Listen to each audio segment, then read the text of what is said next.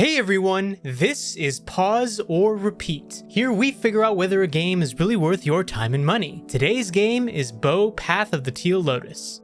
This is a metroidvania through and through, taking inspiration from the genre's predecessors and delivering it all in a nice hand-drawn art style package. But does it stand on its own as a good game or not? Let's delve into the gameplay and see what lies in store.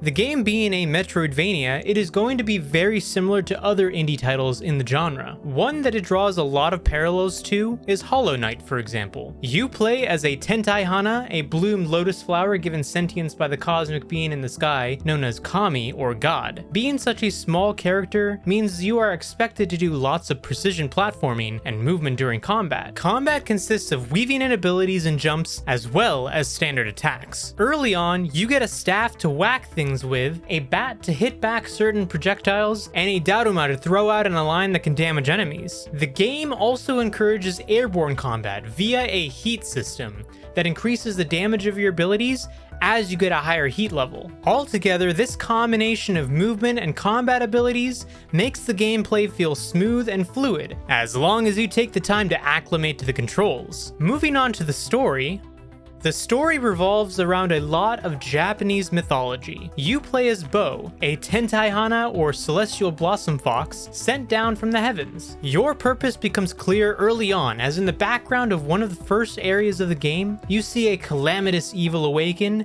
and cause mass destruction. Clearly, you were sent down from the heavens to stop the evil, but to do so, you must first face other challenges along the way and unlock your full potential. But now the question still stands. Pause or repeat? Can we just say real quick that the art style in this is definitely the standout feature? I mean, it's hand drawn. So I just have to commend the art for this game because it is very captivating. Oh, absolutely, HenricK. And I think, not to try to step on you, but like to know that even with so many job layoffs happening because of, the AI that's being implemented in a lot of studios and developers out there, some of the number one jobs that are being removed is 2D artist. And this is just one of those prime examples where sometimes that, can AI capture all of this? Yeah, go on, I'd say HenricK. no. I'd say no. I don't think it could because I think we all know at least how AI is now. It doesn't have the same level of care and detail as an actual person who does care about making a good product because it's just trying to pump it out as quick as it can. That's it. Yeah. It is taking inspiration from things, but I mean, that can only take it so far, really. But don't you think it's also kind of too like where you look at Japanese folklore and there's just something so mesmerizing about it anyways? Like I just love the whole idea about the whole Japanese culture. It's just very enchanting. It demands you to look and explore every nook and cranny in the game because it's just that beautiful. That mythic charm is so real. Yeah, and this definitely does take even inspiration with the art style from like the water paintings that Japanese artists would do. It's like kind of taking some inspiration from that, and a lot of that is also taking inspiration from the folklore itself. So it's all connected. And it's all in a nice little Metroidvania package, which it is a saturated genre in the indie space. Unfortunately, that is the one thing that I can say about the game is this kind of game is a dime a dozen in the indie space, but I'd say it still stands out not only because of the art style, but also because, the game isn't super long, but it does want you to keep playing it over and over again. At least I feel like it does. Yeah, no, I think that's very fair. I mean, I think just to kind of give a little bit of context about, this style of game, what started as a solo developed project 3 years ago has finally arrived. And while we're talking about the landscape, it is very, very stunning. It's like a vacation brochure coming to life, but there's something about the story when you're also mixing in Japanese folklore that just made me go, man, I wanted something more than just beyond, wow. The scenery is very pretty. They had a lot of amazing opportunities to really dive deep into this whole Japanese mythology that is something that I felt like could have worked really, really well with this 2D gameplay and exploration that I think a lot of gamers will fall in love with it if this is your kind of style of game where, I don't know about you, I know there's gamers out there that are like, I don't feel emotionally attached to characters. I just want to burn through the gameplay. Well, then maybe this game might work for you. But I just felt like with the narrative-driven aspect was completely missed in this game, which could have helped elevate this game to be something even more special beyond just the beautiful graphics laid out on screen. Yeah, a lot of the dialogue, it's more about getting you to the next place. And then I do agree, yeah, some of Yeah, like even they like the fall lore off, right? building. Yeah, even some of the lore building is more about building the folklore as the story to tell to you. Like, hey, this is an explanation of what exactly your character is, and things like that. So there isn't necessarily as much of, like you were saying, the whole like linear story.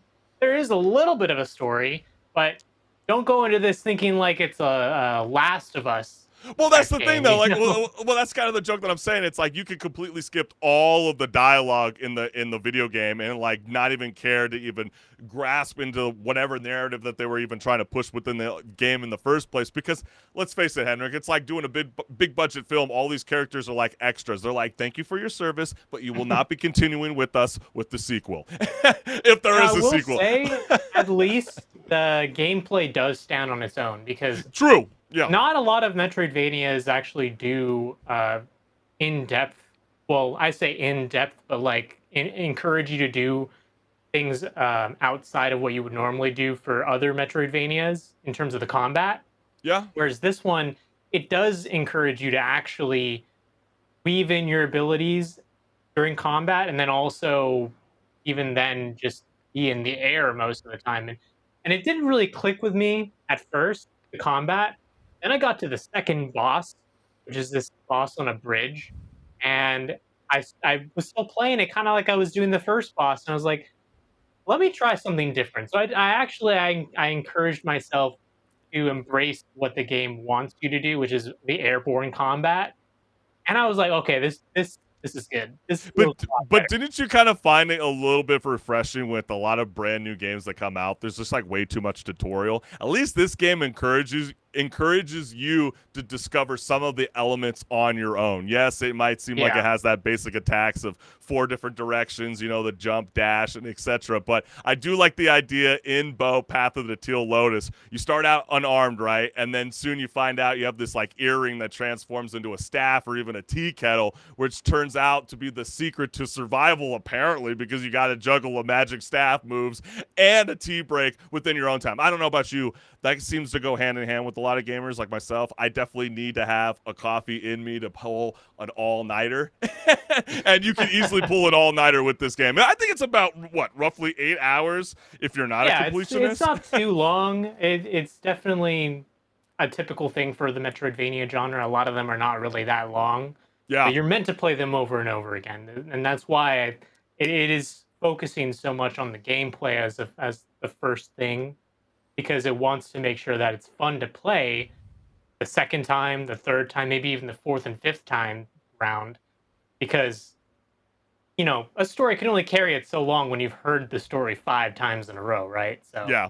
No, it's so yeah. true. And I think some of the boss battles, I think a lot of people are going to fall in love with, especially since they are very, very massive. In fact, it almost feels like they take up the entire screen Yeah. at times. And it's not also just these iconic boss battles that you'll fall into, with the 2D platformer, you're always going to fall into dodging those environmental hazards, which I don't know about you, HenricK. I felt like they had a personal vendetta on me. Maybe it's because I've always talked shit about 2D video games when they do come around in the modern era, per se. But I do feel like it was visually stunning. Again, I feel like if you're into the attacks and the add of charms throughout the game, it's gonna help advance this. And again, if you're like a completionist, this game is definitely for you because there's a lot of optional challenges throughout Mhm. this video game if you crave that extra difficulty. I found myself having to tap out numerous times trying to do a lot of these optional challenges, but I'm curious on what you have to say about Bow Path of the Teal Lotus. For me, myself, I had a blast playing it. the first time through. I don't feel like I would be replaying it again. It doesn't mean it's a terrible game just because I'm saying pause. I had a fantastic time playing this game. I just don't feel like it's something that I will jump back into anytime soon.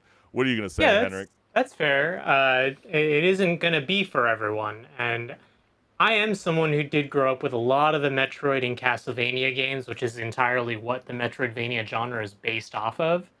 So I love this kind of game, and for me, it's a repeat as just because of that fact. It's a done well, and I didn't get everything the first time around, so my second playthrough is going to be the chance for me to go and do some of the extra content other than just focusing on, okay, I got to go here next, then there, then there.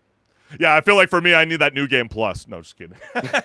Give me all my stuff right away after I have to complete the game. But hey, you heard from us. We are like down the middle with this game, but we want to hear from you, the gamers. Are you vibing with this? Have you played the game? Have you not heard of this game until now? Let us know what's good. That is what Pause or Repeat is all about.